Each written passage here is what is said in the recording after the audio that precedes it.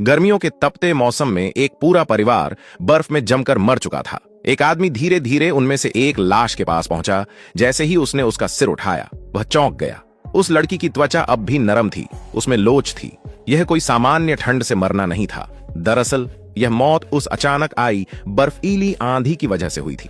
Argentina में जहां तापमान 48 डिग्री तक पहुंच चुका था, वहां गर्मियों के बीच अचानक भयानक बर्फबारी शुरू हो गई। जो भी इंसान बर्फ को छूता, उसी पल उसकी जान चली जाती। यहां तक कि कारें, मोबाइल फोन और तमाम इलेक्ट्रॉनिक उपकरण भी पूरी तरह से ठप हो चुके थे। अपनी पत्नी और बच्चों से जल्द मिलने के लिए कयांग ने खुद को पूरी तरह सुरक्षा उपकरणों से ढक लिया और अकेले ही बर्फ से ढकी सड़कों पर आगे बढ़ने लगा। लेकिन तभी चलते चलते उसे अपने पीछे से सीटी जैसी आवाजें सुनाई देने लगीं। बकियांग को यकीन ही नहीं हुआ। इस जानलेवा बर्फीले तूफान में उसके अलावा कोई और जिंदा भी हो सकता है। वह तुरंत मुड़ा, लेकिन पीछे कोई नहीं था। जब वह फिर से आगे देखने लगा, तब जाकर उसे आवाज का असली कारण समझ आया। एक बिजली कर्मचारी खंभे के पास मरा पड़ा था और लोहे की सीढ़ी हवा में हिलते हुए खंभे से टकरा रही थी। वहीं घर्षण सीटी जैसी आवाज पैदा कर रहा था। सच्चाई समझ में आते ही कगियांग ने राहत की सांस ली और फिर से अपने घर की ओर बढ़ चला।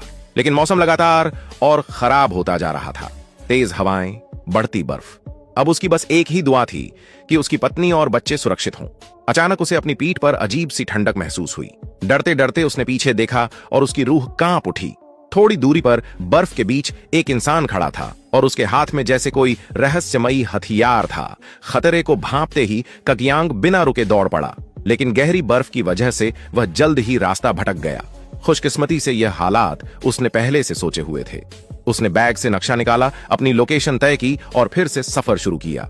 रास्ते भर चारों तरफ इंसानों की जमी हुई लाशें पड़ी थीं, लेकिन अब कगियांग का दिल सुन्न हो चुका था। ऐसे दृश्य वह पहले ही बहुत देख चुका था। तभी वह एक रुकी हुई हाई स्पीड ट्रेन के पास पहुंचा। अचानक शीशा खटखटाने की आवाज आई। आवाज की दिशा में देखते ही उसने देखा कि अंदर दर्जनों यात्री फंसे हुए हैं। बाहर पूरी दुनिया मौत की खामोशी में डूबी थी। फिर भी यहां जिंदा लोग मौजूद थे। एक महिला खिड़की पर कुछ लिख रही थी। We can't hear you. मदद करने के लिए कयांग ट्रेन के अंदर गया, लेकिन उसे देखकर वह हैरान रह गया। सभी लोग एक ही डिब्बे में सिमटे हुए थे, क्योंकि आगे बढ़ते ही जमीन पर गिरकर मर जाने का खतरा था। कयांग ने उन्हें जवाब दिया, लेकिन उसकी बात किसी के काम नहीं आ सकी। वह अकेला था और उन्हें बचाना उसके बस में नहीं था। फिर भी उन जिंदा चेहरों को देखकर वह उन्हें यूं ही छोड़ नहीं सका। उसने अपना बैग खोला और जो भी सामान था सबको बांट दिया। उसका लक्ष्य अब भी वही था, घर पहुंचना। जब वह जाने लगा, लोग घबरा गए। उन्हें डर था कि वे फिर से इस मौत भरी दुनिया में अकेले छूट जाएंगे। कुछ वादे करके कतियांग वहां से निकल पड़ा। लंबी रेल लाइन पार करने के बाद वह आखिरकार अपने मोहल्ले के पास पहुंच गया।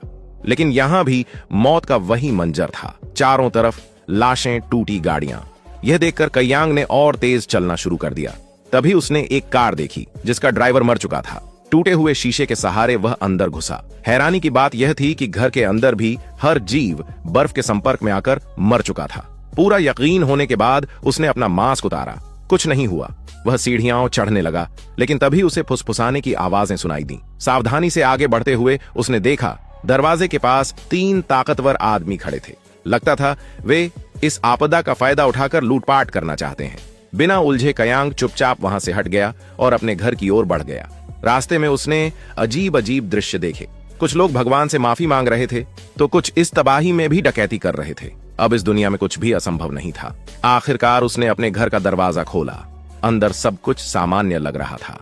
वह जोर जोर से अपनी पत्नी और बच्चों को पुकारने लगा। तभी उसकी पत्नी बाहर से लौटी।